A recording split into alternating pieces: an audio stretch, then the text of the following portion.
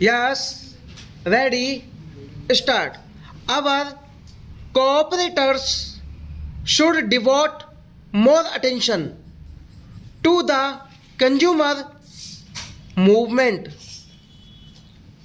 The utility of consumer cooperatives is not limited to the fight against rising prices. We have another fight, hardly less important, which is that for quality. Cooperatives can ensure quality in what is produced much better than private trade can. We need much greater participation by cooperatives in banking in our country. Banking has largely remained the preserve of the affluent at any rate of the middle class and above, not only in its control but even in its reach.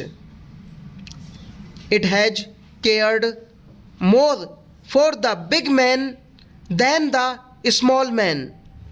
Only rarely do we find the common people having recourse to banks.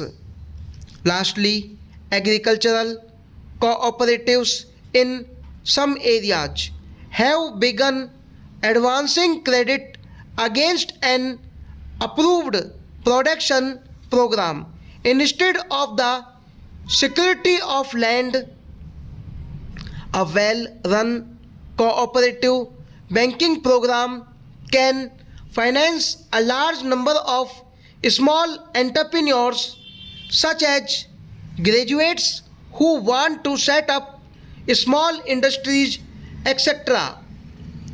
Cooperative banks can also attract small savings, especially if they go to the pupil instead of expecting them to come to them, waiting long hours and filling forms.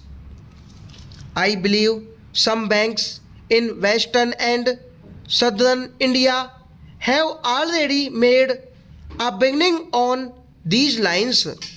Having spoken of the cooperatives, I must also sound a note of caution. Not all that we hear about the actual working of cooperatives flattering there is the general belief which I mentioned that the cooperatives help the bigger people rather than the small people, such as a state affairs would defeat the very purpose of the cooperative movement. Secondly, our cooperatives seem to have become far too dependent on financial aid from the government. This is a negation of the basis of cooperation, which is self help and self reliance. Thirdly, there is also a widely prevalent feeling that cooperatives are too mixed up with politics.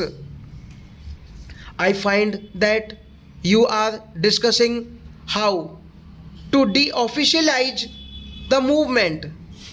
I find that you also discuss how to depoliticize it. The history of the cooperative movement in is India of the late 60 years shows that wherever the movement is strong, it is due to the selfless work of dedicated individuals who have steadily resisted the temptation of politics. They have regarded cooperation as an alternative form of serving the people. There is great need in the country today in every walk of life for selfless people. It is more so in the cooperative movement. Cooperation enshrines the principle that the social good is supreme. It is because cooperation is a form of social control and also help the common man to improve his lot. Stop.